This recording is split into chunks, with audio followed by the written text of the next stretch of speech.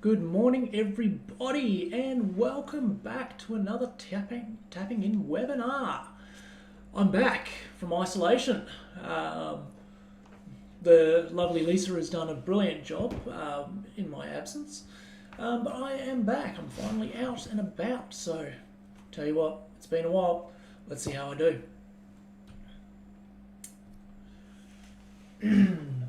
30-Foot Drop acknowledges the traditional owners of country throughout Australia and recognise the continuing connection to land, waters and community. We pay our respects to them and their cultures and to elders both past and present. I'd also like to acknowledge the Department of Community and Disability Services for funding this and many other initiatives like it. Without their support, so many projects such as Two Wise Monkeys would never see the light of day, and as a community we would be much poorer for it. This workshop is part of the Realities and Advantages of Access and Inclusion grant, awarded to 30-Foot Drop as part of the Information Linkages and Capacity Building grants of 2018 to 2019. Okay, a little bit of housekeeping before we dive into looking at this part 3 of the tapping in and looking at the untapped market. So unfortunately we don't have the resources to monitor all of our live streams during the live sessions. So if you want to ask any questions or interact with us live, please head to www.30footdrop.com.au/live and use the chat box there. We love it and we will answer you as we go. Now we're going to be covering a lot of information in a short period of time, so really encourage you guys to minimise distractions where you can. We'll also be recording this session and posting it in our 30-Foot Drop Vimeo library and YouTube channel. So if you can't hang around for all of this, or if you need a subtitled version of what we're doing or captioned version of what we're doing, that's where you can find them. You'll also find all of the other webinars that we do there, the parts 1, 2, 4, 5 and 6, the other ones. We'll be referencing research during our session today. So if you want to have a look at the primary sources that we're using to bring the statistics together, they're all found in the 30-Foot Drop Digital Resource Library. Head to www.30footdrop.com.au and on the top bar there you will find the resources tab. Go there and you will find it all there laid out for you nicely. Now at the end of the webinar we have a short survey for attendees to complete. Please take the time to fill this out. It really helps us. Okay, allow me to introduce myself for those of you who don't know me. I am your wise monkey for today. I'm Ben. I am the Managing Director here at 30-Foot Drop and a C5 quadriplegic.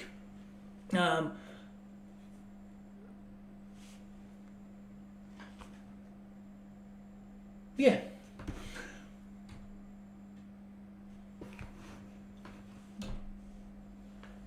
Sorry. So the whole basis around this is that the idea that we are two wise monkeys, myself and Lisa. Okay? I am see no evil.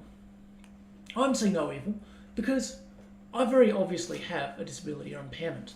Okay? I am permanently in a wheelchair for mobility reasons, and as a result, you can tell straight away. My co-presenter Lisa, on the other hand, she has an invisible impairment. One that you would not know she has until she tells you about it. Now, I'm not going to ruin her story about it, but that's why she's hear no evil, because when you hear her story, you will hear no evil about disability. But isn't there normally 3 wise monkeys? Well, there is. Who do you think that's going to be? Who's going to be the 3rd wise monkey? It's you guys. Okay? By the end of the day, hopefully you will speak no evil about disability impairment because you will understand the untapped market around them and the potential for your business to be able to tap in. So, what are we going to cover today? Okay, how are we going to do it? What is our outline and method?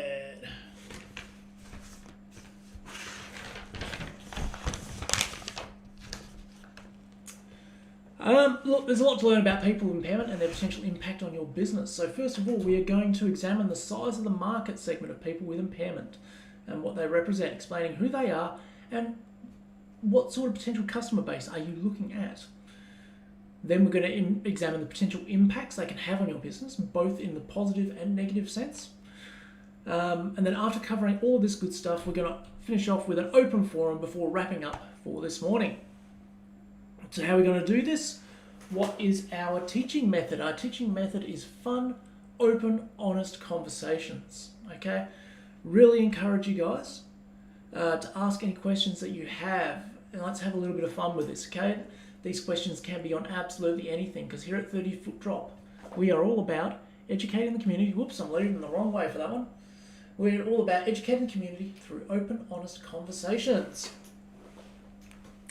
So head to www.30footdrop.com.au/live to ask any questions you have. Now, before we dive into this untapped market, I just want to go over some terminology, and this is to ensure that I reduce confusion amongst you guys and you understand what it is I'm referring to.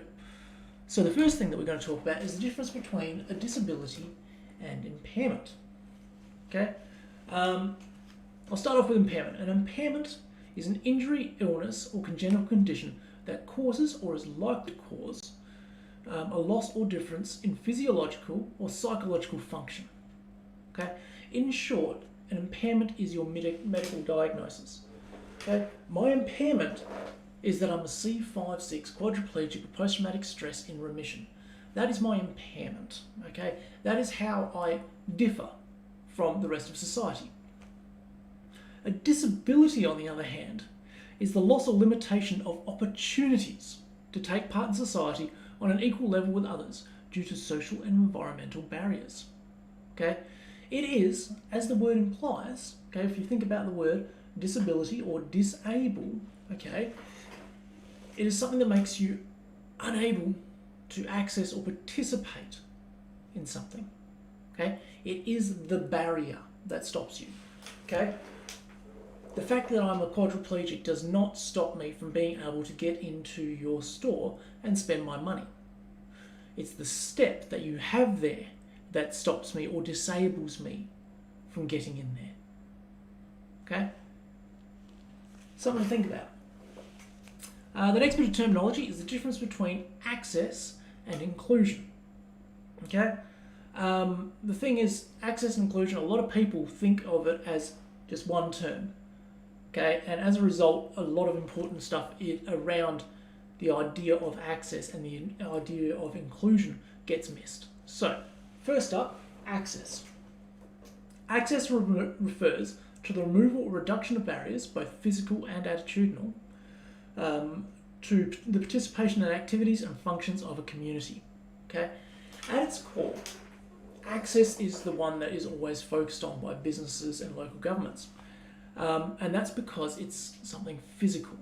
Okay? It's very easy to assess whether a business is accessible. There are checklists, there are Australian standards around it. It's something that you can look at and go, yes, your business is accessible, or no, your business is not accessible. Okay? That's why it all gets focused on. And unfortunately, what's left out of it is inclusion. Okay? So inclusion is more a psychological state of being. Okay? So where access is physical, inclusion is psychological. Okay? It's the process of whereby every person who wishes to can participate fully in all aspects of an activity or service in the same way as any other member of the community. Okay? Now, there's this idea that when you talk about inclusion, you're talking about people with impairment, people like myself, but it's not. Inclusion, okay, is everybody. So inclusion is everybody irrespective of age, disability, gender, religion, sexual preference, or nationality. Okay, that's what inclusion is. So hopefully that has all made sense. Once again, if you have any questions, please jump on over to www.30footdrop.com.au/live and use the chat box there to ask any questions that you have, and I will answer them as we go. But for now, let's get into the good stuff and have a look at the untapped market.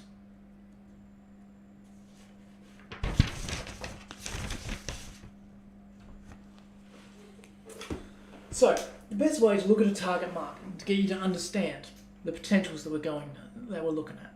We're actually going to have a look back in time a bit, okay? So, here's a business idea, right? Let's ignore a potential market. That's what many sports and athletics-related businesses did until they realised in the mid-90s that they'd been passing on an absolute gold mine. Women.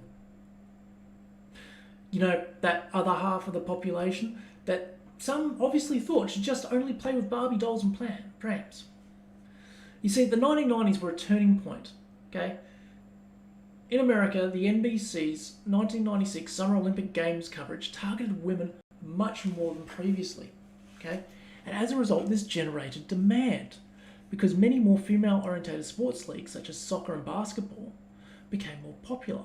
And as they became more popular, it generated demand for apparel and equipment lines. And many sports-related advertisements evolved from there.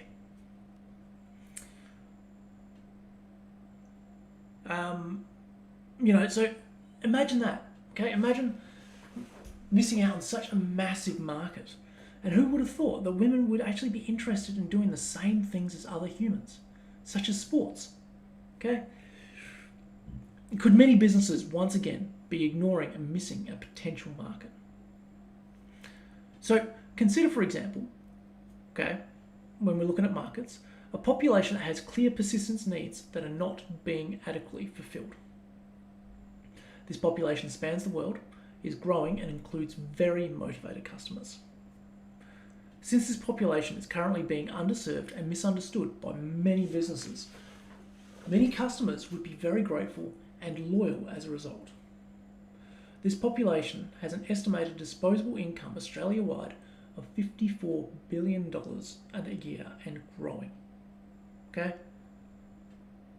Also, when looking at markets, consider how margins are always tight and finding a new or neglected population can really help to boost your business. What is this population? People with impairment. Okay? Our needs are not currently being fulfilled. Okay? We are a neglected market. We have money. We need a way of spending it. Okay? So how big a population, or how big a market share do you think people with impairments actually represent? Well, let's have a look at some statistics. Okay? So here is the Australian population. Okay? All 100% of them. Now, if you just look at the surface stats, the very basic stats, approximately 5% of the Australian population have a profound or severe impairment. Okay? These are people who require assistance or have difficulty with mobility, communication, or self-care. These are people like myself. Okay? I am in this 5% of the population. 5% of the population, 1 in 20 people. Okay? That's already a fairly sizable market. But there's more. Okay? There is also 4% of the population, okay, who are the primary unpaid carers of people with impairment. Okay? So you've got the people who require the help, you've got the people who give the help. Add those together, and you're looking at a minimum share straight away of 9% of the population. Okay? 9%. Now, in actual fact, it's actually higher than this because these numbers don't take into account families and friends who accompany this 9%. Okay? Very rarely do people go out on their own. Okay? I go out for dinner, it's myself, my wife, my son, occasionally my mum, my dad, all these people around us. I'm the only one that needs this, who needs the modifications or an accessible business. But we're not going to go somewhere that doesn't have it. What's the point?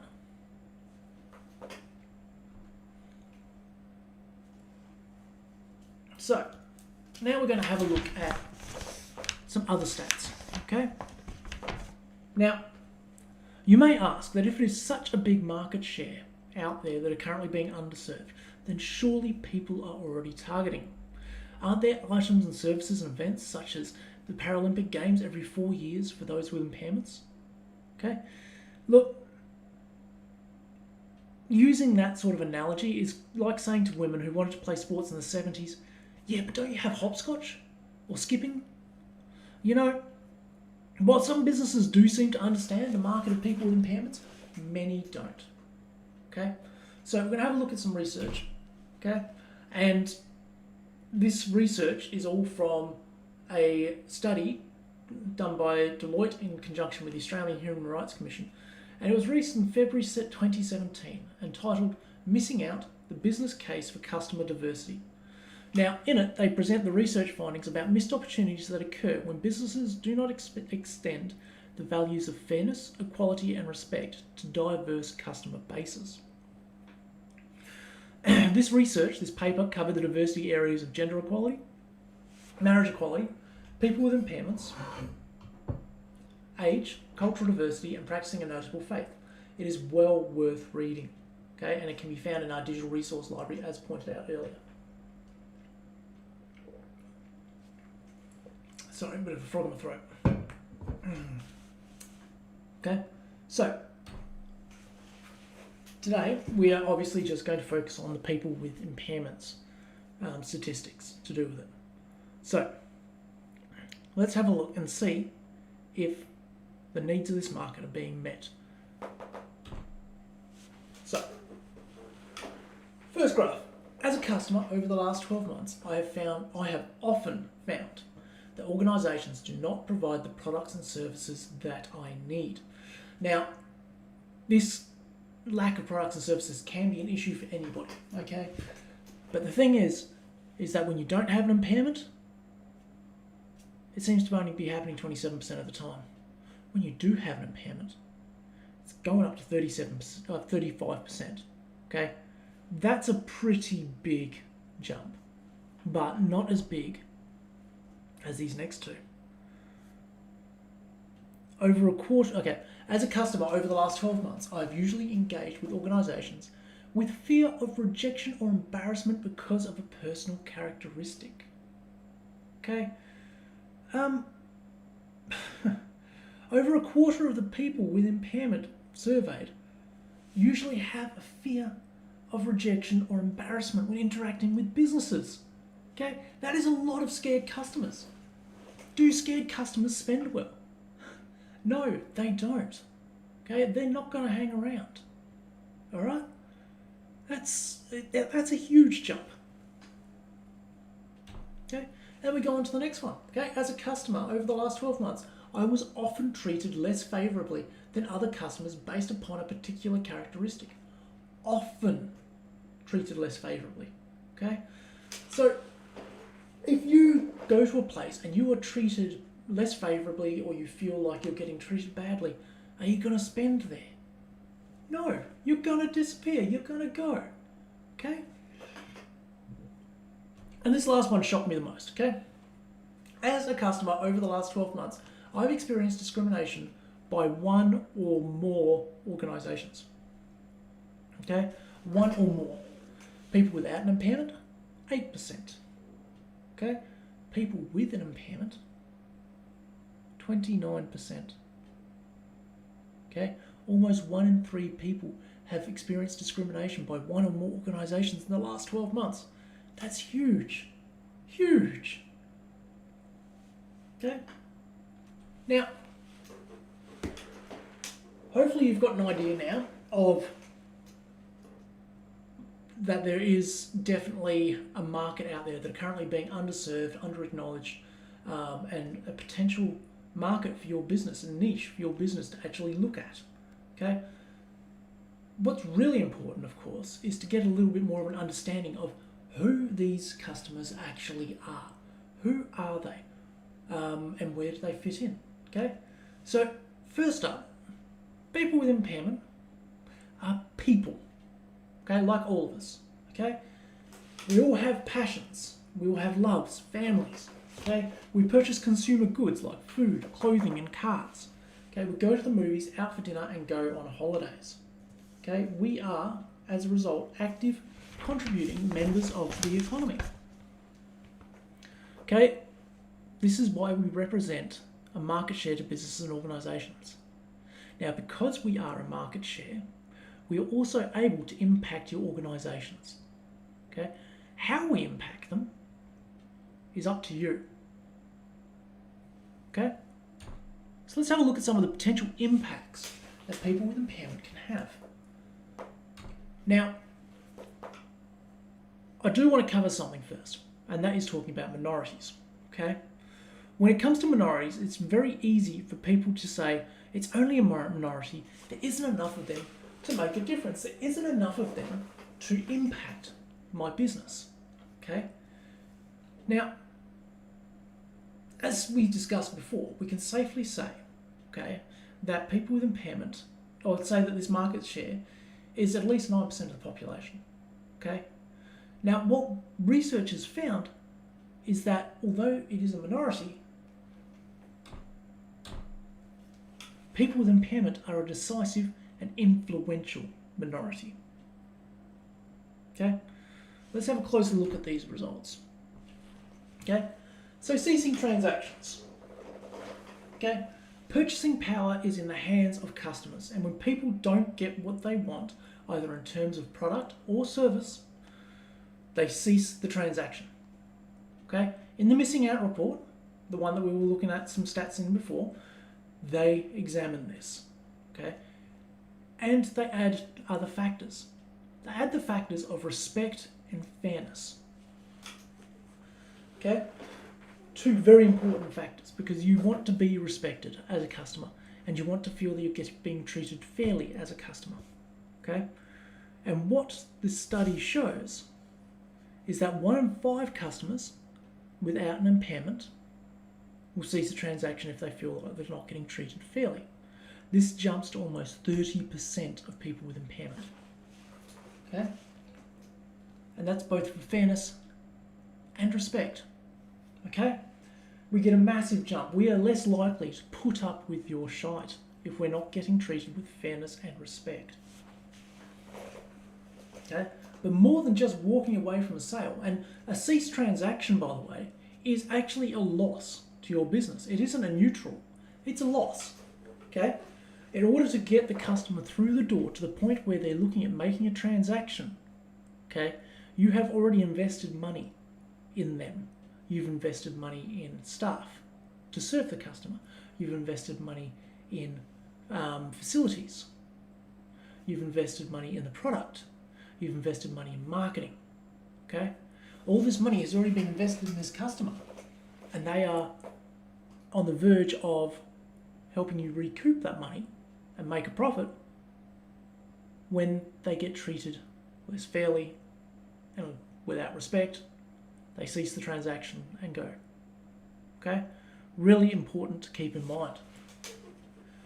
But more than just walking away from a sale, people with impairment are twice as likely, compared to the rest of the population, to dissuade others from using a product or service. Okay? So where 13% of people without impairment will badmouth your business to others, this jumps to 26% people with impairment. Okay? They are twice as likely as the rest of the population to dissuade others.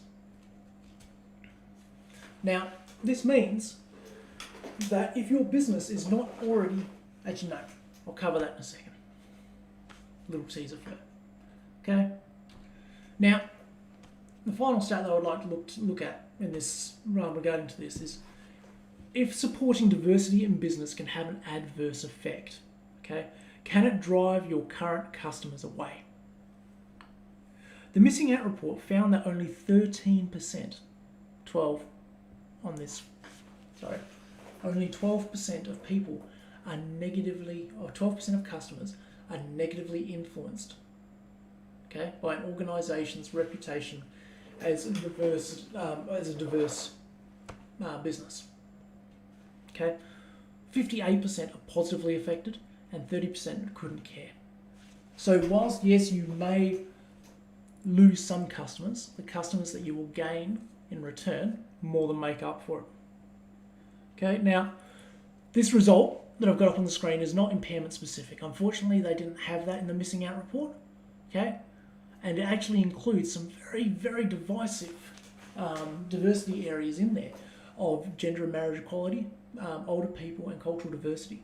These are very divisive issues, and even with those very divisive issues, it's still only 12% that are negatively affected. Pretty amazing. So, I'll finish off this segment with a key finding from the report. Okay? Customers with an impairment are 3 times more likely to avoid an organisation and twice as likely to dissuade others because of an organisation's negative diversity reputation. So what does this mean for the business? What this means is that if your business isn't accessible or inclusive, then it's already being impacted. Okay? You are already having customers being driven away because we are a decisive and influential minority. Okay? So we've had a look at some of the possible negative effects, but let's have a look at one of the positive effects that we can have on your business, and that is ethical consumerism. So, what is ethical consumerism? Ethical consumerism is a form of political activism based upon the idea that purchasers in markets consume not only goods, but implicitly embrace the process used to produce them. Okay? By choosing certain products over others, or even whether to purchase at all, consumers can embrace or reject particular environmental and labour practices and make other value claims based on the ethical values they hold. Okay? Exercising choice in this way creates incentives for producers to make production practices conform to consumer values. Okay? Successful campaigns waged by ethical consumerism movements have popularised things such as dolphin-free tuna, foods that are free from GMOs, sweatshop-free clothing, fair trade coffee, cosmetic products free from animal testing, and conflict-free diamonds. These are all examples of ethical consumerism-based products. Okay? So, how can this idea of attaching a value, a consumer value to your product apply to people with impairment? Well, the best example would be what's called the Quiet Hour program. Okay, it was a program that was piloted by Coles and has been adopted by Woolworths. Okay, let me explain what the Quiet Hour program is to actually help you understand how it is a form of ethical consumerism and how it's affected the businesses. Okay, so some impairments make people hyper aware of their surroundings. Okay, and it makes activities such as going to the supermarket very, very challenging. Anybody who's had small children knows how ridiculously it engages all your senses. It is really overwhelming.